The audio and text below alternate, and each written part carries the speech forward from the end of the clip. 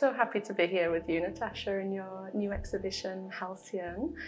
In fact, all of the works in the show depict gardens and greenery, and I was interested to know what had drawn you to that subject matter in recent times. Yeah, well, I actually have quite an extensive history of painting people and figures.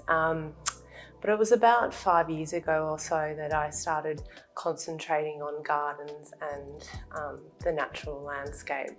And it's because I became quite interested in the way that people relate to nature, particularly within an urban setting. And in a way, these works are a direct response to my living conditions because, I always worked very close to and lived close to the city, and it's quite busy and it's noisy and it's overwhelming, and it can really be an assault on the senses.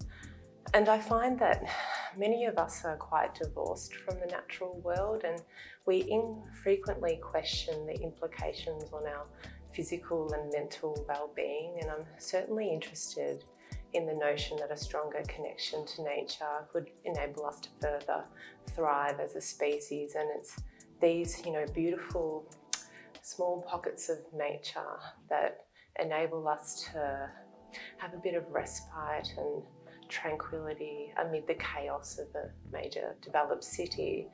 And I think these spaces are the most information-rich and sensory-stimulating environments that people can ever encounter, and that's something that I certainly want to reflect in my paintings. Yeah, that's such a magnificent celebration of nature. And I was, from what you were just saying then, I think that's so well encapsulated in the title, Halcyon, as well. Yeah, that's right. It's very reflective of the subject matter, and it means basically calm or tranquil.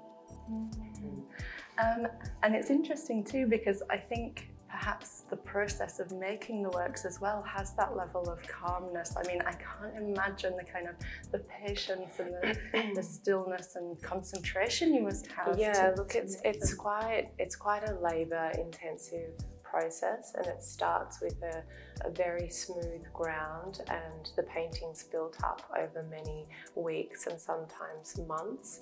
And the process, it's quite a traditional way of working. So the painting's built up layer after layer, and I add a little bit more detail and a little bit more information within each layer. And it forces me to slow down and to really get to know my subject matter over a period of, as I said, a couple of weeks or months. But I quite like that because as a culture we are bombarded by images and advertising.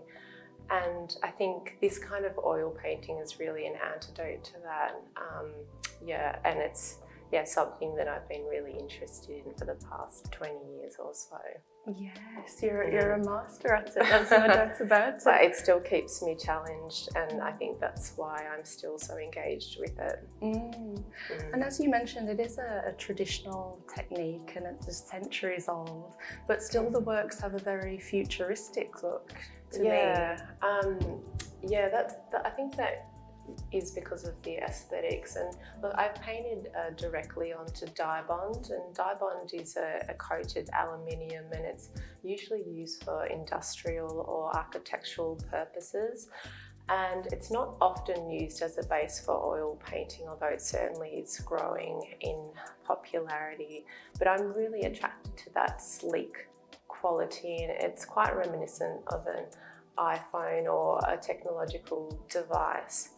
And that really embodies my interest in present day image trends. I think we're a culture that's obsessed with documenting and recording our surroundings, and as a result we often experience the world through screens. I look at people and they instinctively pull out their phones and take multiple snaps before they really get the chance to absorb their environment, and I'm wondering how that impacts on real experience.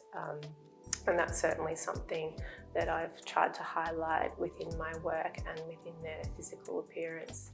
Oh, absolutely. I think it's fantastic to be encouraged to spend more time in nature. And I think the I think part of how I feel in your exhibition as well is similar to the feeling of being in one of these spaces that you've chosen to. And I think the space here, this upstairs gallery at Linden, also plays a part in that, because it's away from the other exhibitions, and it does feel quite quiet and calm in here. So I think it certainly suits this body of work very well.